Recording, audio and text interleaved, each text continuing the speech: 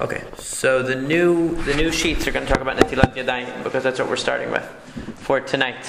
Fourth Siman Shulhan Arukh. We're starting with the Rambam. The Rambam in Sefer Ahava. I'm just going to read the beginning of it. I quoted some selections. That's what you'll see in the first sheet of the sheets. Okay.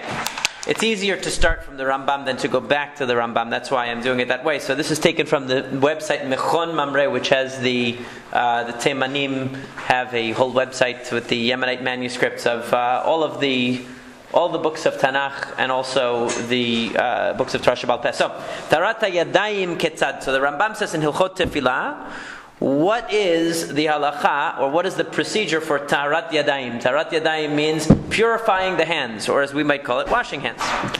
So he says, Rochetz Yadav B'mayim ad perek. So he has to wash his hands until the perek. The perek means the wrist. Okay?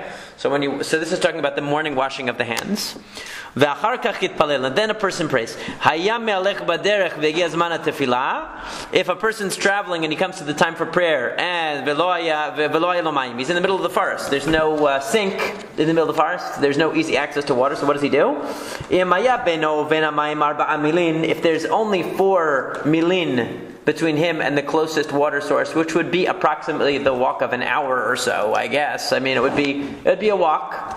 So then, shein shmonat alafim amah. So he says that's 8,000 amot. So let's calculate that. So if an amah is approximately 1.5 feet, so you do the math. How much is that? That's 12,000 feet, which is a few miles. What is that? 2.25 miles. You're good, but you're quicker than I am. So if you're 2.25 miles between you and water, then you should try to get to the water first.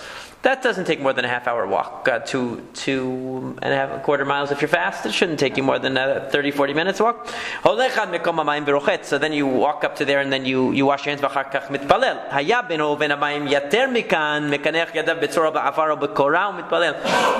If it's too far, in other words, if you're in a situation where water is not readily available, and by readily available we mean either it's within a certain distance of you to get to it, or it's simply inaccessible altogether. It's just impossible. You're not going to be able to get to it. So then you can wipe your hands on anything and then pray. In other words, you don't have to have water if there is no water. You can wipe your hands on some other substance, like he gives here examples, with dust or rocks or wood, just to wipe off your hands and then pray. But what do you notice? What you should notice about this halakha is that he doesn't say anything about tefillat shacharit.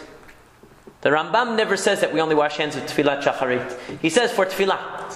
Tarat Yadayim is one of the things you need for tefillah. That means all the tefillot. So really a person should wash their hands for all tefillot. And most people, they try to do that. They try to wash their hands. We don't say a beracha on the Netilat Yadayim before Minchar Arvit. But according to the Rambam, you would say a beracha every time you wash your hands for tefillah, even if it's from Minchar Arvit. That's not our practice, but that's what one would do. So he says, Bamed Dvarim Amurim. When I say that if the water is within, let's say approximately 2.25 miles ahead of, that's only milefanav.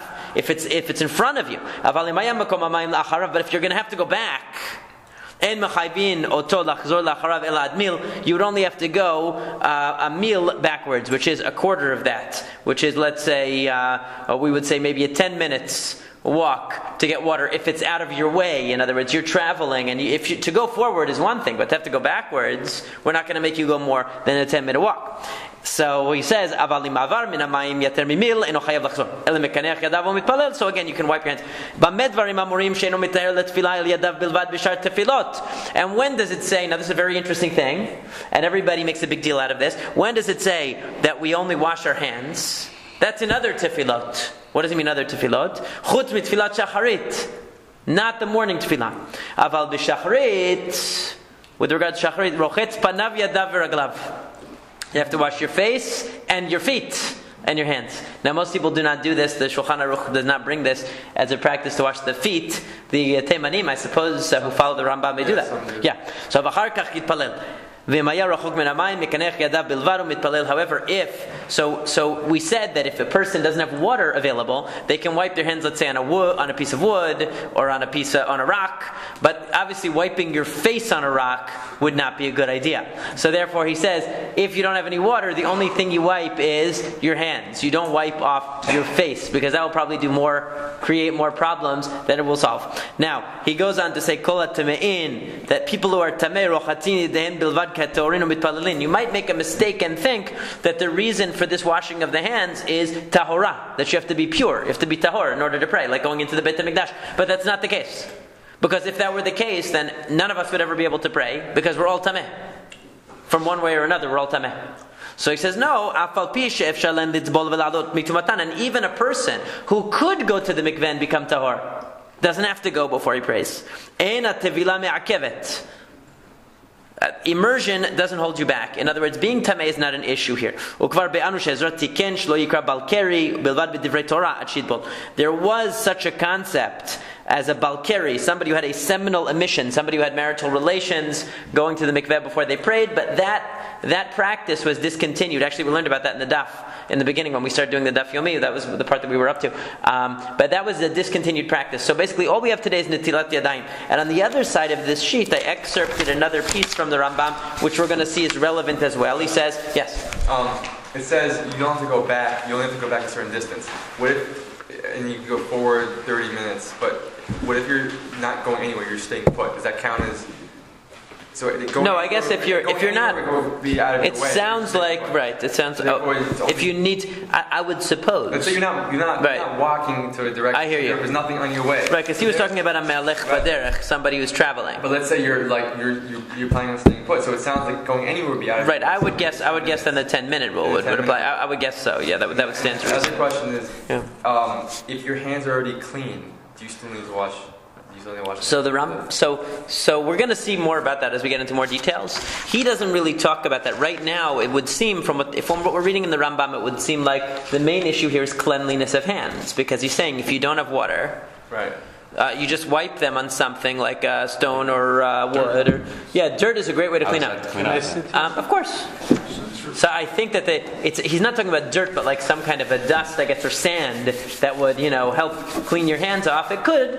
The point is to get, I guess, some level of whatever kinds of things you've touched before. Something abrasive to wipe off whatever's adhering to your hands. But I hear you. Dirt is not usually or rocks are not usually. But obviously that's not the ideal here. But think about if you're in the middle of the forest and you touch something dirty, what would you wipe your hand on? A leaf, a tree, even though they're not that clean either. Just taharat yadayim. Taharat yadayim, not nikiyut yadayim. He doesn't say lenakot. Lenakot, that's a different story. It wouldn't necessarily be clean, but somehow purifying your hands. Do you still have to wash if you touch your shoes? Touching your shoes, we're going to get that. He doesn't mention that. Why walking to the distant place would cause you to miss the time of the so then for sure that halakha is brought up, and then you would skip it would be the same as going out of your way. You wouldn't sacrifice the time of prayer for that. So if you're going to run out of time, for sure you would just wipe your hands on whatever's available and you would pray. But we're assuming that you have time. So it's a good question, though. So on the other side of the sheet, so in a little bit later in Hilchot Tefillah, in the 7th parak, he says, "Hamashkim likrot b'Torah kodem shikra kriyat Shema." So if a person gets up early in the wee hours of the morning, like instead of getting up at a reasonable 6 o'clock in the morning and going straight to Shacharit, this person gets up at 4 in the morning to study Torah before he goes. So he gets up prior to the time of Kriyat Shema in order to learn Torah. Ben kara b'Torah shebichtav, ben b'Torah sheba'al peh. He gets up to learn. So notel yadav techila umvarich shalosh berachot ve'achar kach koreh. He should get up, wash his hands netilat yadayim before he learns Torah.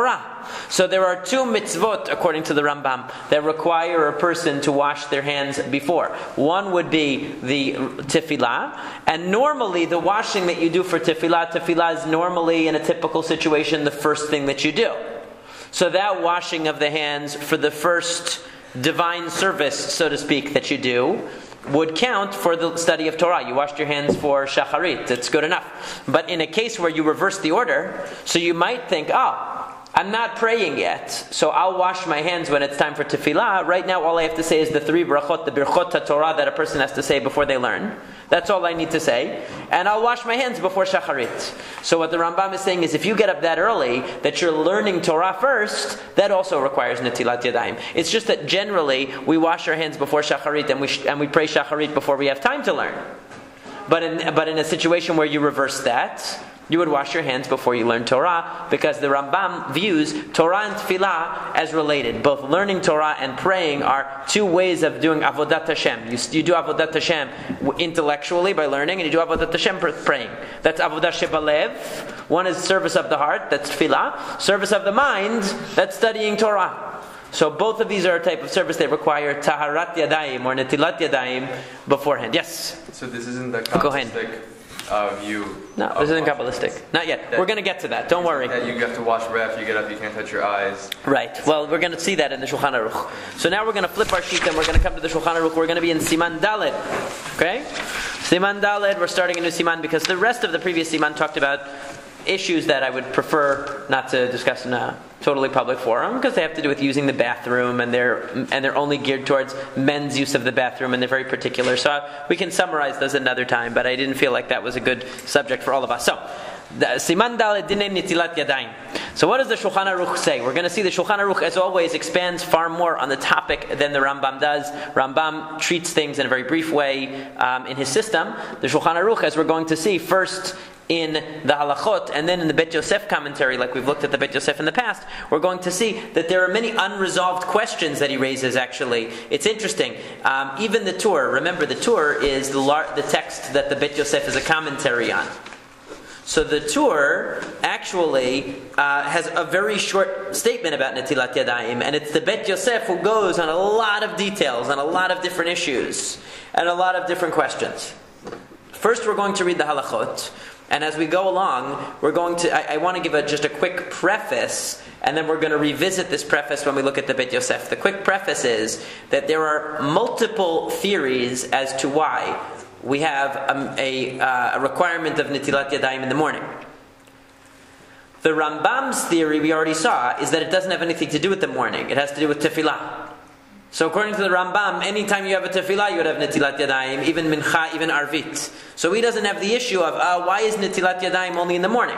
We know we wash Netilat Yadayim when you eat bread, and you wash Netilat Yadayim in the morning before Shacharit.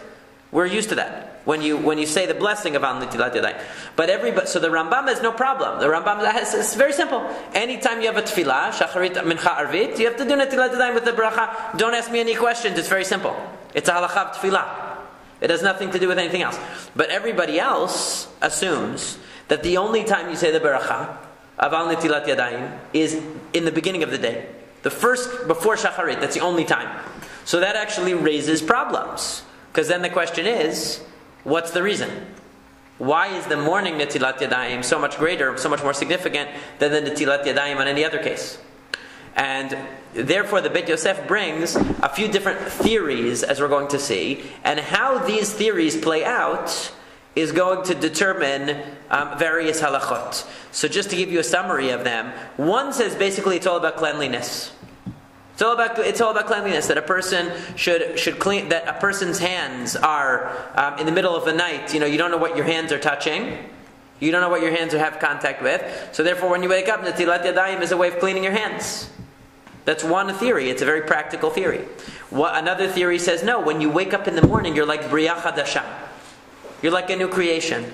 You're like a new being. You gave your soul over to God in the nighttime. When you wake up in the morning, you have to rededicate yourself to God's service by washing your hands, just like a Kohen washes his hands and goes in to serve in the Beit HaMikdash. So it's only once a day, because only once a day do you wake up in the morning.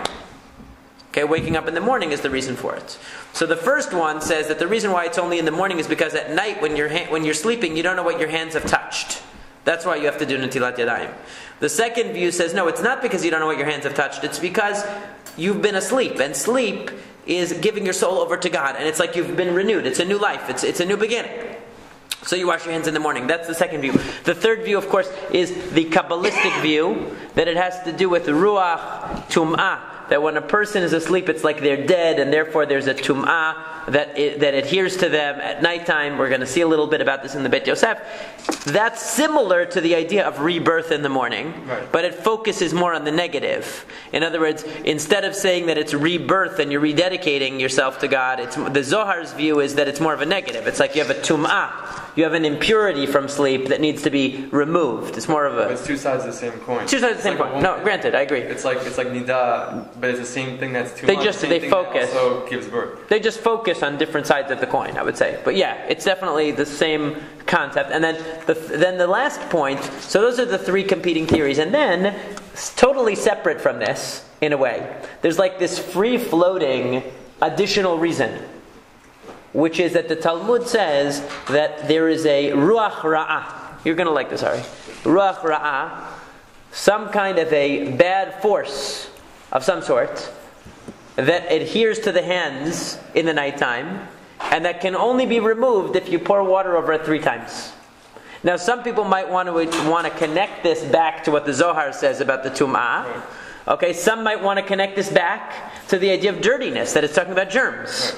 Okay, so you could reduce that 4th reason, to one of the other 2 reasons, and say that when they're talking about ruach ra'ah, some evil spirit or evil force on the hands at night, that it's either talking about the force of germs, which is invisible but very potentially deadly, or that it's talking about the tum'ah, the impurity that comes with sleeping, because it's like a partial death. So we're going to see how this plays out and whether one is collapsed into the other. But I wanted to give you those 4 ideas. These 4 ideas about Netilat Yadayim are going to be the basis for a lot of these halachot. And many times, the way the halakha is going to fall out is that because we don't know which one of these reasons is right, so we end up with sfekot, we end up with doubts about what the proper halakha is. We're going to see. Now, so what does he say? Yirchatz Yadav, this is the first sa'if. Now we're going to remember, in the Rambam, you have Perakim and Halachot. Chapters and Halachot. In Shulhan Arukh you have Simanim and Sa'ifim. So we have Siman Dalet and we have Sa'if Aleph. What's Sa'if Aleph? It says, Yirchatz Yadav Vevarech Al Netilat Yadayim. So we wash our hands in the morning and we say Al Netilat Yadayim. And the Ramah says in parentheses, the Ramah is Rabbi Moshe Isserles, he is representing the Ashkenazic view in the Shulchan Aruch. He says, V'yesh omrim, gam asher yatzar, that a person should say asher yatzar va'afil lo asa tzarachav, v'chen nahagu. He says that even if a person didn't use the bathroom in the morning for whatever reason, they would say asher yatzar. Now normally when do we say asher yatzar? Only when we go to the bathroom. But the Ramah is saying that the custom was in his time that in the morning, even if a person didn't have to go to the bathroom in the morning, even though that's an unlikely circumstance, but let's say it happened, okay? They didn't have to go. So they would still say Asher Yatzar when they say Al Netilat Yadayim. Now that is not the custom today, but that was the Ramah's custom. And the reason is because he says that Asher Yatzar, in addition to thanking God, basically, that all systems are functional in your body, it's a general hoda'ah that you're thanking God that all systems are functional in your body. Not just the particular case that you went to the bathroom, but in general. So he's saying in general, you say this bracha is a blanket bracha in the morning. And then throughout the day, if you need to go to the bathroom, you would say it again. The custom nowadays is only to say it if you actually use the bathroom. Now, so that's what he says. Ma'im apisulim lenetilat yadayim laseuda lekaman siman kuf samech ksherim lenetilat yadayim latfilah. That even though there are certain kinds of ma'im psulim, certain types of water that are unfit for use for netilat yadayim, of eating for bread, and we're going to learn more about that hopefully one day when we get to that. He says when it comes to netilat yadayim of the morning, we're lenient. We say you can use them. Why? Because we already saw from the Rambam, it doesn't really matter what you wipe your hands with if you don't have water. So if it doesn't even matter if you have water, certainly it doesn't matter what kind of water you have. So water, for example, that was used in some kind of malacha, used for some kind of other purpose, okay? And now you want to come and use it for Netilat Yadayim, that wouldn't be okay for Netilat Yadayim for Seudah. Why? Netilat Yadayim for Seudah is modeled after what? Does anybody know? The Terumah of the Kohanim. That they would wash their hands before eating terumah. So it's modeled after that. That is a formal ritual of washing. Wiping your hands on the table is not enough for that, because it's not about cleanliness or taharat yadayim. It's not just about making sure that your hands are fit to serve God, but it's a fixed fixed ritual of Netilat Yadayim based on the Beit HaMikdash, based on the Kohanim. So you must use water, and it has to be water of a certain quality, and it has to be a revi'it, it has to be a certain amount, and it has to be what's called koach gavra, which means you can't just put your hands, let's say, in a stream passing by for Netilat Yadayim of a meal. You have to pour the water for Netilat Yadayim for a meal. So all these rules, the Shulhan Arukh is going to say, don't apply to the Netilat Yadayim of the morning, because in the Netilat Yadayim of the morning, a way of thinking of it is, all we care about is the result. We don't care about the performance. Okay, that's a way to think of it. So, in Netilat Yadayim for bread, it's a ritual performance. It's a halakha that you must perform Netilat Yadayim according to specific procedure. It's a procedure. Whereas Taharat Yadayim, what the Rambam calls, in other words, Netilat Yadayim in the morning, it's that your hands are ready for tefillah. It's not that you did a specific ritual washing. So some of the rules that pertain to ritual washing will not apply here. We're going to see how that works, but we already saw an example of that. Wiping your hand on a board doesn't work for Netilat Yadayim for bread, for instance. What about for Birkat Kohanim? For Birkat Kohanim also, it's the same. You have real Netilat Yadayim you have to have. You can't wipe your hands on your pants for Birkat Kohanim. It's the same rules as for so that's where it comes from. It really comes from the Kohanim. Yes? I heard that if you don't have a way to wash your hands for bread, you just eat it out of the bag. That's true. I mean, there are lenient opinions that have that. Yes. There's such a concept. Yeah, the Shulchan Aruch mentions it, wearing gloves or something like that. Yeah. Are you saying that before tefillah you don't have to do the ritual with the cup and the pork? You're supposed to, but in an emergency situation you wouldn't have to, and it would still pass. So whatever's the lowest common denominator tells you something about what the nature of the halakha is. If the lowest common denominator allows you not to do that, so that must mean it's not indispensable, even though it's ideal. Is this an issue of the fact that one is... Are we going to level saying one is Doraita, one is Doraita? Well, they're all Derabanan. They're all rabbinic. Even the Netilat Yadayim for Teruma is not really Deoraita, because Deoraita, only the whole person can be Tameh, not just the hands. But you don't say a beracha if you wrap your hands on wood in the morning. Right, you wouldn't. Well, actually, we're going to see. Hold on to that thought, okay? Now, what does the Shulchan Aruch say? Miu yesh mi shomer de lo mevarech alayu. There were some who said that, you know what, if you're not doing Netilat Yadayim in the same way as Netilat Yadayim for a meal, don't say the beracha. So we already see somewhat of a difference here. Now we're going to see in the Bet Yosef that there's a machloket. Is Netilat Yadayim of the morning, does it have to be according to the exact same procedures as Netilat Yadayim in order to say the beracha? Right. As Netilat Yadayim for a meal or not? So the Shulchan Aruch is saying basically he doesn't think it is. He doesn't think it is. But there are some who say that it is the same, and therefore, so that tells you that ideally we try to wash our hands to the same standard that we would for bread, which means we would try to fill the cup, and we try to use proper water from the faucet and pour it on our hands, not just have it fall onto our hands, and so on. So the second halakha, yidakdek le'arot alehen mayim shalosh pa'amim le'ha'avir ruach ra'ash shora alehen. So you see, that's a separate halakha according to the Shulchan Aruch. According to the Shulchan Aruch, if you just wanted to say the blessing of Netilat Yadayim in the morning, all you need to do is pour one time on the right hand and one time on the left hand, and you're done. But he says, since this ruach ra'ah, this bad spirit, this tum'ah, whatever it is, only responds to 3 pourings, 2 is not enough. So therefore, one has to pour 3 times on each hand in order to remove this ruach ra'ah. Now that means that if a person washed their hands only at 1 time on each hand, they still fulfilled the mitzvah of Netilat Yadayim. But they didn't get rid of the ruach ra'ah. It's a separate thing. It's a separate concern. Now it's interesting because our text of the Talmud says that you have to do it alternately. That you have to do 1, 2, 3, 4, 5, 6. Right hand, left hand, right hand, left hand, right hand, left hand. And that's how most people do Netilat Yadayim in the morning. But the Shulchan Aruch doesn't mention that. Even though that is in many other sources mentioned, and that's why the custom is to do it that way. Yes? Does the Rambam hold that you have to say beracha? On Netilat Yadayim? He doesn't mention it. He doesn't mention it, but he doesn't talk about brachot. Everything in the Rambam is very separate. So he'll tell you about brachot when it's time to talk about brachot. He doesn't talk about it here. So I would assume that he would say that you say beracha for all 3. Yeah, right? That's what it seems. Yeah, because he holds they're equal. The Netilat Yadayim for all 3. Right. But he doesn't mention the 3 times because he doesn't talk anything about the ruach ra'ah thing. So in this Yerachet Yadav is it for in the morning, right? This is the morning, right? Now he says lo yiga biyado kodem netilah Don't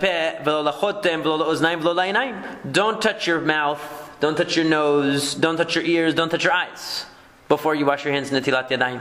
Now we can very easily understand that from a germ perspective, for sure.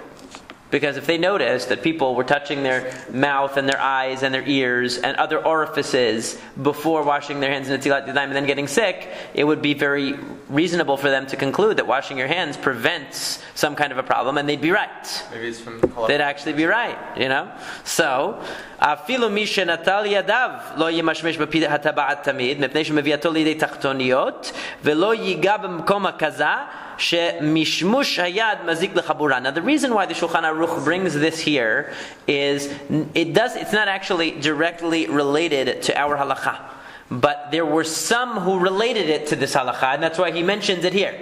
There were some who said that these halachot have to do with Netilat Yadayim. What are these halachot? That a person should not touch also their private parts frequently, the orifices of their private parts either, and they shouldn't touch a wound in their body. In other words, if they did bloodletting, that was the most common wound that they would have. So hakaza is bloodletting. If a person has a chabura, some kind of a wound from the bloodletting, you shouldn't touch it. Now the Shulchan Aruch, the Beit Yosef says there were some who said this is connected. In other words, when should you not touch the chabura? When you didn't wash your hands, because you're going to get an infection, my friends. Okay, when should you not touch your private areas and orifices there? Also, when you didn't wash your hands. He says, no, not only when you didn't wash your hands, you should never really touch there too much, because you can cause damage of other sorts, even with clean hands. Okay? Because, mazik l'chabura, you can cause yourself different kinds of cuts and injuries, even when your hands are clean. So then he says, Lo yiga begigit shechar shemishmush hayad mafsida shechar. Very important if he cares about the quality of your beer. He says, don't put your hands on the cover of the beer that they would put, the beer barrels. Don't put your hands in there, because it's going to ruin the beer, man. Not even if you washed your hands, don't put your hands in there. Right? Certainly, if you didn't wash your hands, we don't want your hands in our beer. But definitely, even if you washed your hands, I don't want your hands in my beer either. Does anybody here want beer that somebody stuck their hands in? Absolutely. No. What if they cleaned them? You still don't want it, do you? No. Okay, so that's why he says, don't put your hands in the beer. Now, there were some people who only applied that to where you hadn't washed your hands. That's why he mentions it here. He's saying that it's a general principle, even when you washed your hands. It is not necessary to use a revi'it of water. A revi'it, the exact measurement, is a matter of dispute. The point is that there's no minimum amount that has to be in the cup. Like for Kiddush, there has to be a minimum amount. For Arba Kosot of Pesach, there has to be a minimum amount of revi'it. For Netilat Yadayim of a meal, there has to be a minimum amount of water. You can't just take a tiny bit of water and pour it on your hands like people do. Okay? There has to be a significant amount. For Netilat Yadayim, as long as the water was enough that it washed your hand, it doesn't matter what quantity that is. If you have tiny hands, you only need a tiny amount of water. So he says you don't need a certain quantity. He says, Tov lakpid benetilat yadayim shachri b'chol dvarim ha'makvin benetilat yadayim la'seudah. It's ideal, as we said before, he already mentioned this, to be stringent and to apply the same standard of netilat yadayim that you would for a meal to the netilat yadayim of the morning. Now, one of the halachot that there is, for instance, as the Rama mentions, what are the things that are required in netilat yadayim for a meal? It has to be from a vessel. In other words, let's say you happen to be walking by Niagara Falls and you just stand underneath and you do this. There's no vessel. Okay? So that doesn't count for netilat yadayim for a meal. It has to be poured on your hands. Yeah, but that's a trick that we did. That's a trick that we do, when we have to. But we don't want to. Ideally, one should collect the water in a vessel and pour it on each hand. And in an emergency, like when we're in the middle of nowhere and we need to eat a sandwich and we don't have a choice, so then we say, okay, turn the sink on and off really quickly, so it's as if it's like you're pouring it from a vessel onto your hand. Koach gavra is the same thing. In other words, there are two things. One is, even if you had a kli, in other words, one is it should be collected in a vessel. Netilat yadayim for a meal, it should be collected in a vessel. So don't use Niagara Falls. Or don't stick your hand in a stream. That doesn't count. But the other thing is koach gavra. Let's say you train your pet monkey to wash your hands. He's a very smart monkey. Your pet dog. He knows how to wash netilat yadayim. He brings over the netilat yadayim pour. It's no good because it has to be koach gavra, which means a person has to pour it. It doesn't have to be you, but a person has to. This is for a seudah. So he's saying, really, you don't have to have that for. You can have your pet monkey do netilat yadayim for you in the morning. You can go to Niagara Falls and stick your hand in for the morning. But it's ideal. It's ideal to try to keep the same standard and to do a standard netilat yadayim for all netilot. So whether it's a netilah of meal or it's a netilah of shacharit, you should just keep the same standard all the time. And use a cup and so on. It should be a human being. So it can't be a robot. A robot, no. A robot is not koach gavra. So why does he say netilat yadayim shacharit? Because really the netilat yadayim is an independent mitzvah. Like even if you don't say shacharit, you still should say netilat yadayim. In the morning, right? He's saying netilat yadayim of the morning. Of the morning. That's what's defined as having a handle. It should have a receptacle at least, and usually they have handles. Yeah. You can't just take a plain cup. Right. It's better to have a handle, but it's not required. A receptacle is the main thing. A receptacle is the main thing. Emergency situation, I've seen people use. They'll use it whatever they have. Listen, basically the rule is you approximate. Don't let the perfect be the enemy of the good. You approximate the best you can to the ideal. Now, so that's what he says. Now, netilat yadayim. This is halakha. This is seif chet. Netilat yadayim shacharit en nodlin al gabe karka el letoch keli. When you wash your hands, netilat yadayim, and we're going to see an explanation of all these halachot in a minute. We don't wash it onto the ground. We wash it into another vessel. What do we call the other vessel that we wash into? We call it a sink. That's right. Now, in those days, they would have a basin. They would have something else. We don't have anything. We don't wash our hands on the ground anyway. We wouldn't think of washing our hands on the ground. Or in those days, you would either wash it into another vessel and take that other vessel and dump it in some area that was, for bad water, for dirty water, or whatever. So the idea is not to leave it lying out, because again, since we have one of the concepts here is that the netilat yadayim is removing this ruach ra'ah. It's removing this negative thing from your hands, and let's assume it's some kind of germs or some kind of harmful, something harmful that's on your hands. So because of that, we don't want to leave it lying around. It would be like if somebody washed their hands from some toxic substance right on over the floor of your kitchen and just left it there. Nobody would want that. You don't want the toxic. Now the toxic substance isn't on their hands, but it's in the middle of your house. Why would you want that? That wouldn't make any sense. So clearly we want you to dispose of this water, since there's something toxic on the hands. We want you to dispose of the water into another vessel and then take that vessel and get rid of the substance somewhere else. We don't want you to leave it around their house. We don't want you to leave it around our yard. Okay, so that's why we wash netilat yadayim in a sink, and it goes down the drain, and that goes to the sewer. Now, Jews who camp.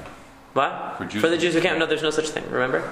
Right, there's no such thing. But if there was, theoretically, you wash into a basin and then throw it. And then you take it away from where the people are. It says go to a place where the people are not. Or if you don't like your tent, you can pour it on their face. If you want to cause somebody harm, I guess you could go by their campsite. By their campsite. Spray on terrorists. But is there a specific? If there are bad guys in the forest. There's no specific distance. No, it doesn't say just as a place where people are not around. Yeah. Now, Seif Tet. So the ninth Seif says, "Ma'im shel netilat yadayim shacharit, azur le'anot mehem, v'lo yishbechem b'bayit v'lo b'makom shovrim sham b'nei adam." That's the answer. Okay, this netilat yadayim that you're supposed to pour it into another vessel. You're not supposed to use this water of netilat yadayim. It's talking about the dirty water that you've poured water onto your hands. Now the product of that is this dirty water. We don't benefit from it, meaning we don't use it for anything. Don't say, hey, I want to save water. People are into conservation today. We're very green. So they say, well, you're doing netilat yadayim. Don't waste that water. What's the point of wasting the water? Let me take that water now and I'm going to use it to make my tea. Don't do that. You can't. What? Water your garden. Anything. Keep it around. Don't keep it around. He says you're not supposed to put it in the house or in a place where people go, because again, it's assumed to have some kind of negative. Let's call it germs, whatever it is, ruach ra'ah, that we want to keep away from us. Now, Sa'if Yud. Notel keli shel mayim biyad yamino. This is from the Zohar, by the way. You like the Zohar? This is good for you. The Zohar says, take the vessel of the water in your right hand.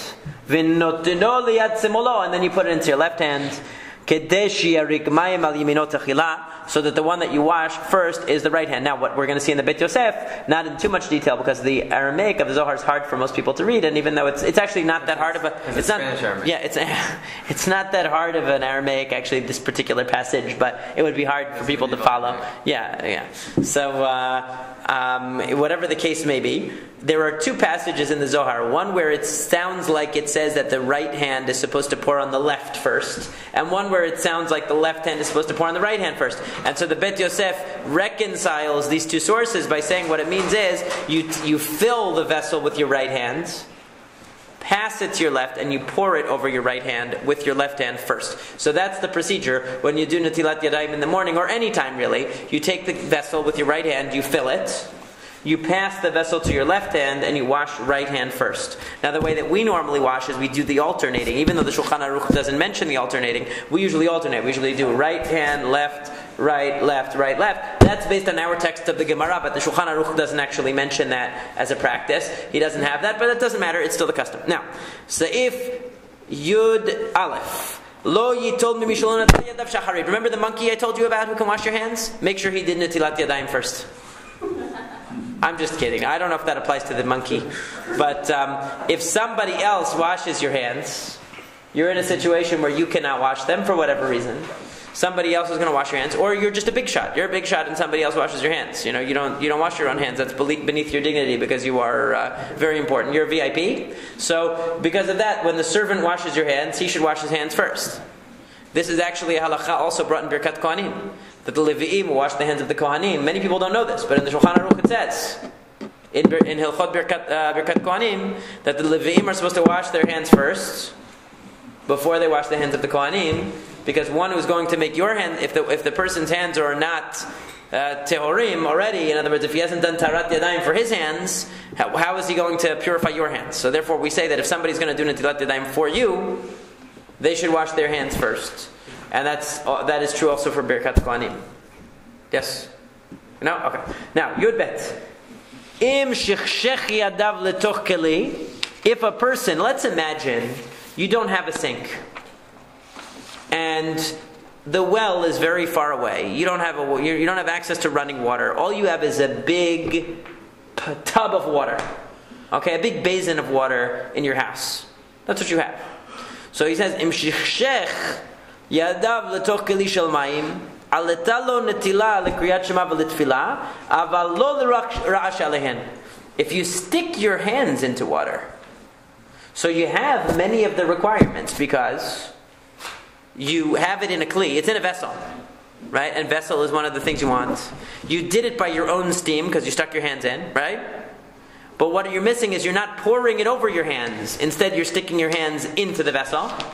So he says that actually counts for netilat yadayim. But only for what? Netilat yadayim of shacharit. But not for removing the ruach ra'ah. Why not? Why doesn't it count? Because it takes 3 times. And what happens? You stick your hands in there once. What happens now? The water's now no good. It's got the tumah in there. How's that going to help you? Right? It's like somebody would bring a basin of water, and they stick their hands in and clean their hands, and then they're like, okay, now it's your turn. Clean your hands in there. You're going to do it? You're going to do that now? No. I don't think so, right? It's only for Japanese. Exactly. It's already been used. You say, I'll pass. I'll get my own. They take a bath. Everybody takes a bath together. In the same water? It's just there's dirty water, and people, keep coming and using the same water. Okay, well, listen. I don't want to be, I don't want to insult anybody else's culture if that's a culture. But personally, I wouldn't be comfortable with that. How about a mikveh? They're going in the same water. In the mikveh, they have. Well, nowadays we have something in our mikvah that's called chlorine. That's supposed to kill the germs. Chlorine? Chlorine, yeah. A kuf? Yeah. So we have chlorine, so we don't have to worry as much about the disease. But the mikvaot, like in Israel, like in the, where they, like the kever of the, the Ari, in the Ari's cemetery, where they have it's totally, No, but it's different because it's batel, because there's a certain amount of volume. Well, if it's running water, it would be different. But if it's standing water and you've got thousands of people going in there a day, it's certainly got to have sanitary issues over there. I would suspect. But anyway, it's the same idea here. If you take your hands and you put them in water, and then somebody else and you hand that water to the next person and say, now dip your hands in here to clean it, most people will say, I think I'll pass, I'll go to the sink. So, in the same way, you might say that sticking your hands into that water the one time is good for Netilat Yadayim of the morning, because all you really need to do is make sure that your hands have been dipped, have been cleaned by the water. However, it doesn't work for Ruach Ra'ah, because for Ruach Ra'ah you need 3 times, and you can't reuse the water 3 times. Okay, then the Shulhan Arukh goes on to say, let's say you have 3 basins of water. So what happened was, you were walking along the street, and you saw that there was a house, and that door to the house was open, and you walked in. And there were 3 basins of water on the table. One basin had very hot water. One basin had water that was too cold. And one basin had water that was just right. And you stuck your hand first in the one that was hot, and then you stuck it in the one that was cold, and then you stuck it in the one that was just right. And before the 3 bears came home, you were already gone. Okay? Now, you did that according to the Shulchan Aruch. That could work, because you did it 3 times. And you didn't do it into the same water more than once, because there were 3 different. Now when the 3 bears come home and they want to do Netilat Yadayim with that water, they're going to be very upset. But you were okay. But you alternate, that doesn't work, because you alternate. It really should be 6 basins. Why? Because let's say you put 2 hands in each. In other words, you put your 2 hands, your 2 hands, your 2 hands. So the Shulchan Aruch says, that could work. Okay, that could work. He says, Yesh listapek im alatalo la'avir ruach ra'ah she'alehen. Because the Zohar, when it talks about the ruach ra'ah, says that it's the pouring of water over it that works. So the question is, as we said, this is kind of this extra reason that we have. We have Netilat Yadayim, the mitzvah of Netilat Yadayim, that has to do with being a new creation, or it has to do with praying. Okay, that requirement is a more lax requirement. But the requirement of the Ruach Ra'ah to remove this germs or whatever this is from your hands has a heightened level of requirement. So that might actually mandate pouring the water over your hands. So dipping your hands in would be good from the perspective of Tfilat Shacharit. Even if you did it 3 times, though, it might not be good for the Ruach Ra'ah, because it might be that in order to remove the Ruach Ra'ah, you need to pour over your hands. Now, we can kind of understand this even from a physical standpoint, because I think, personally, that going to a bath doesn't clean you as well as a shower. Because when you're sitting in the bath, you're really, whatever is on you, you're just soaking in it. Right. When you take a shower, it's pouring off of it. So we could see why pouring off might be more of an effective way if what you're concerned is, in other words, if what you're concerned about is removing something from your hands, one could argue that pouring water over the hands is more effective, because when you stick your hands into water, which your hands are in the very same water into which you're putting whatever dirty from your hands into the water, and you can't really be sure that your hands have emerged unscathed from the water, can you? You don't really know. Whereas when you wash your hands with water, whatever water is touching your hands is going into the sink. Okay, so that's a reason why we might say that the pouring over. So the point of the Shulchan Aruch is here that if a person's in a situation where they have these 3 basins of water, they might as well make use of them to dip their hands 3 times. But it's not exactly clear from the sources whether that counts to remove this Ruach Ra'ah or not, because the Zohar does seem to specify that it needs to be a pouring over the hands and not a dipping. Yes. The prohibition against touching your eyes and nose. Mm-hmm. Is that for what? Do you ameliorate that when you wash your hands, or is that very good question? Yeah, so which component is it? That's a very good question. It would seem that has to do with the Ruach Ra'ah, because that doesn't have to do with Tfilat Shacharit. Where is that brought? It's in the Talmud. It's in Masechet Brachot. Yeah, it's in Masechet Brachot. Yeah, absolutely. No, it's there. Now we go on to Sif Yud Gimel. He says, Im hayan ne'or kol halayla. Yesh listapek im tzarich litol yadav shacharit litpalel ulavir ruach ra'ah miyadav. So now this is very interesting. So let's see if those among us who are keeping score here can figure out the reason why it's a doubt. Okay, he says it's a doubt in the following case: if a person stayed up all night long, they stayed up all night, they never went to sleep, like Shavuot or something. Or they were watching, some marathon television series that they just couldn't get up, and they stayed up all night. Or they were learning Torah all night, even better. So they're staying up all night long, they never went to sleep, and Shacharit comes. So he says, there's a yesh listapek. I'm not exactly sure, does the person need netilat yadayim or not? What would the argument be? Because A, you haven't slept, so you know what you're touching, and B, you haven't slept, so your soul doesn't return. So on both counts. It's also it's the same question, right? Well, it's equally a question. Well, if you didn't sleep, sleep. Right. The fact of the matter that you sleep is making it to Tumah status. Right. So that's the issue. So if we're looking at it from a practical standpoint, whether it's because we're not sure what your hands touched in the night, the most practical approach, or it's because going to sleep is like tum'ah, it's like death, and you emerged from death, you're briah chadasha, you're a new being, however you want to slice it. So all of these things seem to presuppose that you slept. And if you didn't sleep, then we might say, not only, he says, is it a doubt whether you need to wash your hands in the morning, it's a doubt whether the ruach ra'ah comes onto your hands, because maybe that whole ruach ra'ah thing is connected to this idea that you went to sleep. And since you were awake and you were washing your hands the whole time, and you never went to sleep, maybe that ruach ra'ah didn't come onto your hands either. So he says, I'm not sure. And what does the Ramah say? Of course, v'yitlim below baracha. Therefore, what's the solution? We wash our hands without a bracha. And that's without halakha. If a person stays up all night long, they never went to sleep, they wash their hands without a bracha, and preferably they listen to Birchot HaShachar from somebody else. Because we have, but that's something we're going to learn about later in the Shulhan Arukh. Is there a minimum that you have to sleep? Well, we're going to see.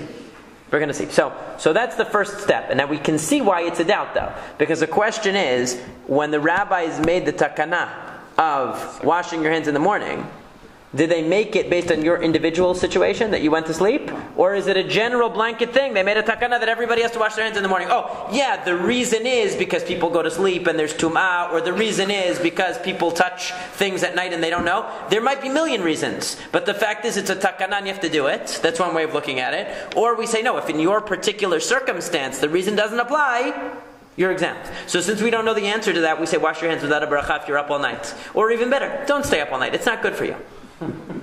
Okay, now, in fact, the very first teshuvah in the teshuvot of Rav Yosef Mesas, he said, the very first teshuvah says, make sure to get a good night's sleep. That's what he talks about. He says, don't exert yourself too much. It's trying to be, people try to be holier than thou, and I only slept 2 hours, I was learning Torah all night. He said, it's better to get a good night's sleep. That's the thing to do. Now, next halakha, Yud Dalet. What does he say? Hishkim kodem amud hashachar. So now we have another case of doubt. All these are going to be applications of these principles. So a person got up in the morning before amud hashachar. In other words, he got up before dawn. And we learned in the very first Siman of Shulhan Arukh that that's very meritorious to get up so early, right? V'natal yadav. So this person did like what the Rambam said. What did the Rambam say? If you wake up and it's very early, what should you do? Wash your hands. Natilat yadayim. You're going to learn Torah. You should wash your hands. So he says, Yesh listapek im tzarich litol yadav pam acheret k'she'or hayom lavir ruach ra'ah shora ala yadayim. Because what happens here? This person went to sleep. He just got up early. And when he got up early, he did netilat yadayim. Now we know that netilat yadayim that he did was certainly good for shacharit, for tefillah. For tefillah it's definitely good. The only problem is, maybe ruach ra'ah sets in at dawn. Maybe that's how it works. It's not clear that Ruach Ra'ah can be eliminated before dawn. Maybe Ruach Ra'ah can only be eliminated in the morning. So therefore a person has to go back again. V'yitlem below baracha. He has to go back and wash his hands again. So if a person gets up early in the morning, while it's still dark, and he washes his hands in the morning, that's good enough. Let's say, for example, I'll give you a good example, that we come for selichot. So for selichot, a lot of times it's early, it could be before dawn. So a person washes their hands, netilat yadayim in the morning, which is they should do with a beracha, no problem. But then by the time we're done with selichot, it's already dawn, past dawn. By the time we're in the middle of selichot, it probably is. So when we come to shacharit, now we have this question: is the ruach, maybe the ruach ra'ah comes out only at the crack of dawn? Maybe I didn't get rid of the ruach ra'ah, so I have to go back. Now you'll say, but wait a second. You already told me before that even if a person's up all night, maybe the ruach ra'ah doesn't come. But this person slept at night. This person slept at night. Maybe the only way you can get the ruach ra'ah off is it has to be daytime and you poured the water on. In other words, it's not fully able to be removed until the morning. So that's the way that the Bet Yosef says. He doesn't know. Now, Yashan Bayom. Again, Yashan Bayom. Wait a minute. So, yeah. If you get up before Amud HaShachar, right, you can't pray you do Netilat Yadayim. True. But you would say a bracha on Netilat Yadayim. That's what the Rambam had said, and that's what he says. Yeah, you can say bracha on Netilat Yadayim in the morning. Right, but the bracha has to be, if the bracha is for shacharit. Right. It's not. You can't.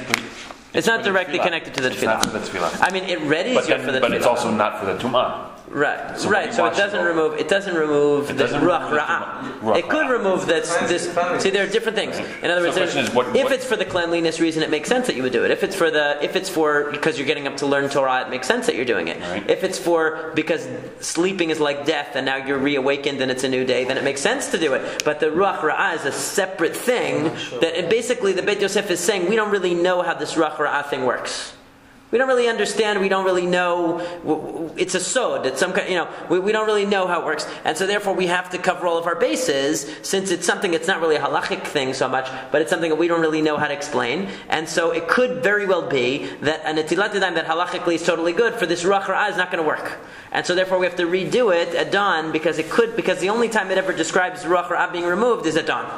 So we have to wait till dawn and do it again. That's what he says. Now the Rambam, of course, doesn't mention anything about the ruach ra'ah. Yes. Why do you say beracha in your right. So what's Why? the bracha over in terms of the mitzvah of netilat yadayim doesn't have to do with ruach ra'ah. The mitzvah of netilat yadayim you would do even if you only did one time on each hand, you fulfilled the mitzvah of netilat yadayim. No problem. But is it Either for cleanliness, one of these three things. Either it's the Rambam says it's for tefillah, right, or for learning.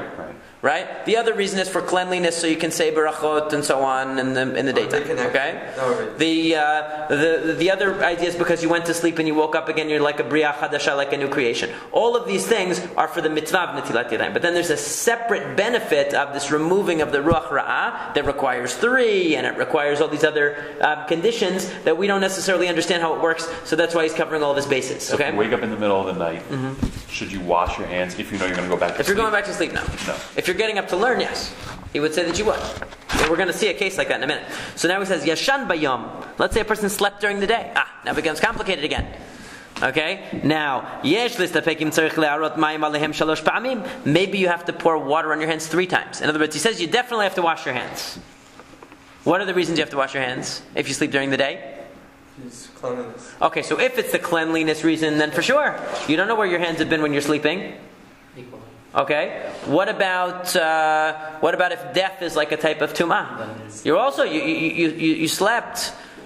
Sleeping is still like a type of death, like a semi-death, even if it's during the day. Why should that make a difference? Okay. But he says that's why he says definitely you have to wash your hands. The only question is, do you have to wash your hands? Now the only person who might disagree is the Rambam, because the Rambam would say there's no tefillah, so you don't have to wash your hands. Okay, because he goes by the rule that it's tefillah. But the Shulhan Arukh is saying you have to wash your hands for sure, but you need 3 times. Why is there a question of 3 times?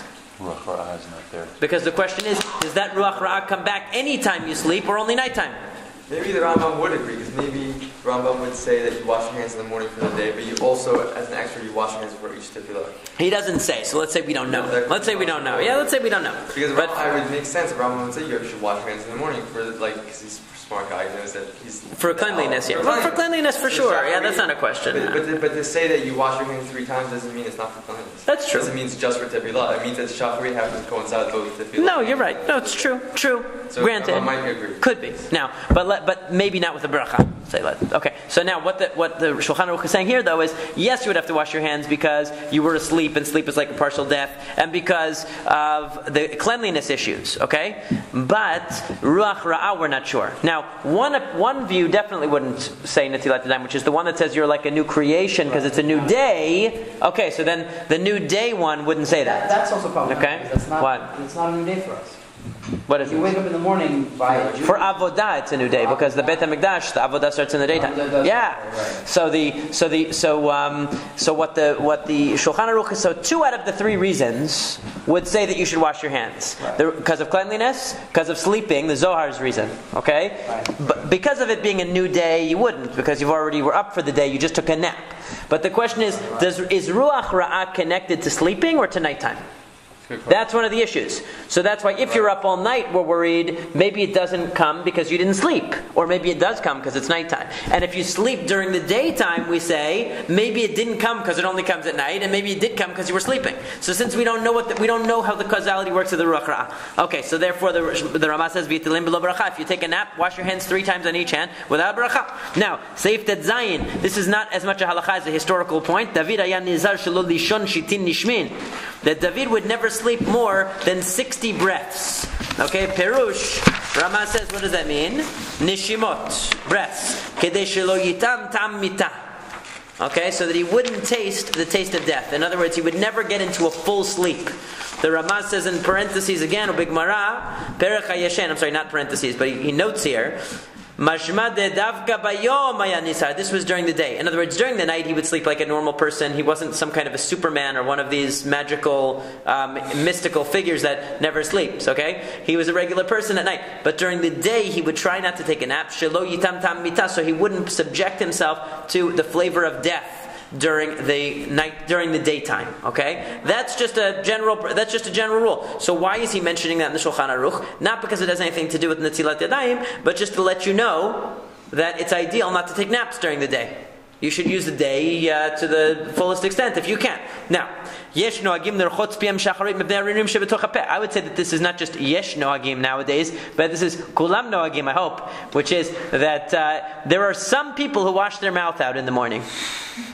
There are some people, some strange individuals who have this custom of washing their mouth out of the, of the buildup in their mouth in the morning. Okay, the ririn are these, the bacteria that builds up in your mouth in the nighttime. In other words, nowadays everybody does that, of course, and one should do that. He's saying yesh noagim because it wasn't so easy. We have to remember back then it wasn't so easy to get your hands on water in the morning. It wasn't so easy to get your hands on. They didn't have toothbrushes. They didn't have running water. So it was a midat chasidut. It was something that was considered very praiseworthy to go out of your way to brush your teeth in the morning. Thank God nowadays things have changed and everybody brushes their teeth pretty much, I hope. And if they don't, we'd say, hey, check yourself. All right. We'll try to conclude with this next halakha here because it is getting late. So Seif Yudchet, he says, Elu dvarim tzrichim netila b'mayim. Here are some additional things that require netilat yadayim that we have not mentioned up till now. Hakam me'amita. Anybody who gets up from bed, in other words, you go for a nap at any time, you have to wash your hands. That we've already kind of touched on. Somebody who comes out of the bathroom should do netilat yadayim. What that means is not that you have to do 3 times on each hand, but at least 1 time on each hand one should do when they come out of the bathroom before they say the blessing of Asher Yatzat. Omi beta mirchatz, if they go to the bathhouse. In other words, if you take a shower. If you take a shower, your hands have touched your body in all kinds of different places. So therefore, assuming that you're doing a good job taking a shower, so therefore when you come out, you should wash your hands. It doesn't have to be 3 times on each hand because we're not worried about the ruach ra'ah here. We're just worried about netilat yadayim. Vanotel tzipornav. If a person cuts their nails, they should do netilat yadayim. Vacholetz min alav. Somebody takes off their shoes or puts them on, of course. Vanogeh b'raglav. You touch your feet. Same thing. In other words, feet or shoes. Both of them are things that require netilat yadayim. After vachofif rosho, somebody who scratches or is, really, it doesn't mean that they just touch their hair, but somebody who is getting their hands in there, because there's a lot. I can't really, unfortunately, model that for you. I wish that I could, but you get the idea. You just have to use your imagination very creatively for that one. So v'yesh omrim, and some people say. Now this is very interesting also, I just want to point out this halakha. I've always found this to be an intriguing halakha, because everything that we've listed so far is something that someone would say, who does netilat yadayim for those things? After a shower, after cutting their nails? I mean, people don't often do that. But look at what he says, yesh omriman, afa olech ben ametim, somebody goes to a cemetery. He says that's yesh omrim. Some people say you have to wash your hands. Today, everybody's careful about that. They wash their hands when they go to a cemetery. Because it's practice. What? That's the practice of today. Yeah, that's what people do today. It's very common. Omisha nagab b'met, or if you touched a dead body, omisha maflik elav. Somebody should be mifalek elav. Somebody who delouses their garment. Okay, v'amishamesh mitato. If somebody has marital relations, they should do netilat yadayim. V'nogeh b'kina. They touch a bug or a louse. I'm pretty sure that anybody who does that is scrubbing, a lot.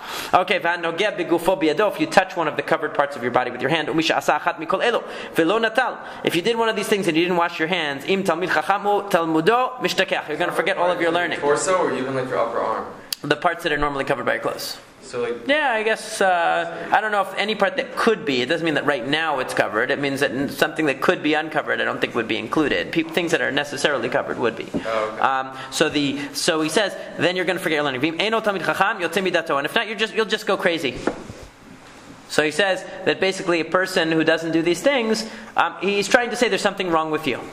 A person should do Netilat Yadayim in these cases, not because there's a halachic requirement or imperative of Netilat Yadayim, that you say a blessing of Netilat Yadayim, but a person's doing Netilat Yadayim in these cases to make a distinction, to make a separation between activities that are considered to be less dignified or less holy activities, and his regular activities, which hopefully are more dignified and more holy. So these kinds of distinctions and separations are important for us to stay focused on our priorities in life. So that's why he gives a kind of moral reason why you should do it. Not because it's an absolute halachic requirement, but because you're going to forget your learning if you don't do it, which means to say, or you're going to go crazy if you don't do it, which is a way of saying that you're going to lose your sense of purpose. You're going to lose your sense of clarity. Well, if you're a Talmid Chacham, that means losing your learning. If you don't have these distinctions in life between those things that are the physical, those things that are the more base things, or death, or any of these things, and life and spirituality and Torah, if you don't have that sense of distinction, you're going to lose your perspective, and that would be a bad thing. And next week, we're going to finish up Be'ezrat Hashem the Siman. We'll look at the Beit Yosef. We ran out of time to do the Beit Yosef, but Be'ezrat Hashem we'll do the Beit Yosef, finish this Seif, and do the next